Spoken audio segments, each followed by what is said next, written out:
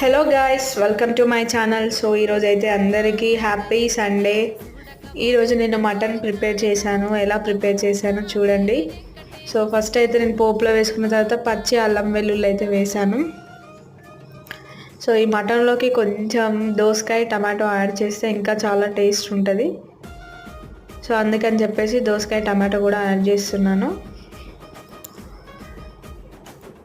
మీరు ఎప్పుడైనా ఇలా దోసకాయ టమాటా కానీ యాడ్ చేస్తే ఎలా ఉందో చూసారా టేస్ట్? సో మాకైతే చాలా బాగా అనిపిస్తుంది, అందుకనే ఇలా చేసాము. సో ఇంకొక టెక్నిక్, ఒక ట్రిక్, స్మాల్ ట్రిక్ ఏంటంటే మన కర్రీ అనేది తొందరగా బాయిల్డ్ కావాలంటే బగారా ఆకు అనేది ఒక 2-3 వేసుకోవాలి కర్రీలో.